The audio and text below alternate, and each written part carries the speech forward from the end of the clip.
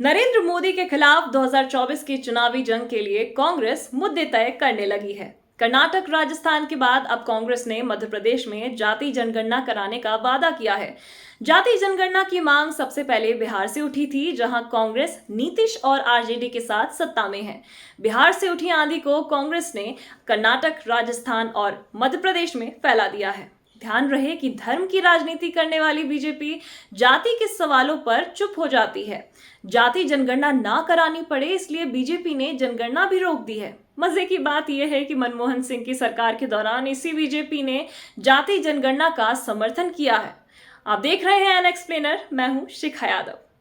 मध्य प्रदेश के सागर में एक रैली को संबोधित करते हुए कांग्रेस अध्यक्ष मल्लिकार्जुन खड़गे ने कहा कि केवल जाति जनगणना से ही ये पता चलेगा कि असल में गरीब कौन है, कौन सी जाति पिछड़ी है, किसके पास जमीन नहीं है और कौन अशिक्षित है। मल्लिकार्जुन खड़गे ने इसके साथ ही ये भी गिनाया कि उन्होंने कांग्रेस वर्किंग कमेटी में पिछड़े वर्ग के 6 नेताओं को जगह दी है। कांग्रेस अध्यक्ष ने मध्य प्रदेश की जनता के लिए कर्नाटक की ही तर्ज पर 100 यूनिट फ्री बिजली, महिलाओं के लिए 1500 रुपए प्रति महीना, 500 रुपए में गैस सिलेंडर और सरकारी कर्मचारियों के लिए पुरानी पेंशन स्कीम बहाल करने का वादा किया है।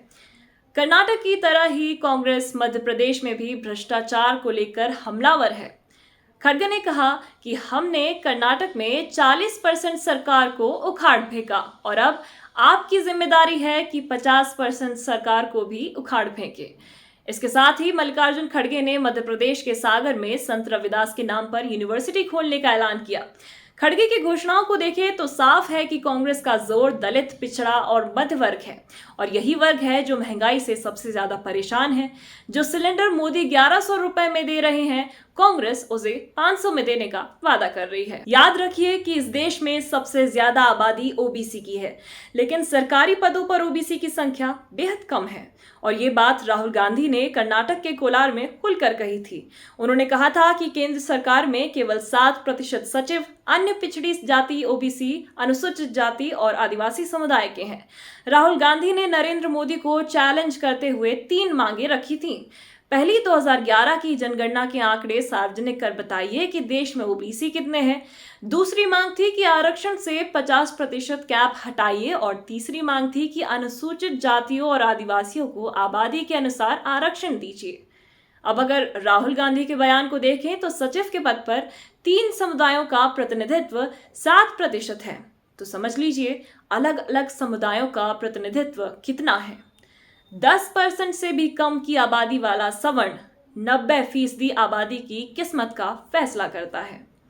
मध्य प्रदेश में खड़गे के ऐलान से क्लियर है कि कांग्रेस 2024 के चुनाव में जाति जनगणना के मुद्दे को ही आगे रखेगी। अब फैसला ओबीसी, दलितों और आदिवासियों को करना है कि वो मंदिर में घंटा बजाना चाहते हैं या जाति जनगणना से अपना हक पाना चाहते हैं। लेकिन इन सब के लिए उन्हें तय करना होगा कि 2024 में वे इंडिया के साथ खड़े होंगे या एनडीए के साथ। याद रखिए, इंडिया की लगभग सभी पार्टियों ने जाति जनगणना का समर्थन किया है, चाहे वो नीतीश कुमार हो या अखिलेश यादव, चाहे वो उद्धव ठाकरे हो या एमके स्टालिन। इंडिया का हर नेता चाहता है कि जाति जनगणना हो, ताकि पता तो चले सरकारी पदों पर बैठकर कौन मलाई खा रहा है। समाज और सियासत के मुद्दों पर धारदार विश्लेषण के लिए हमारे चैनल को सब्सक्राइब करें, वीडियो को शेयर करें और अपनी प्रतिक्रियाओं से हमें अवगत कराएं। आप सबका शुक्रिया। नमस्कार।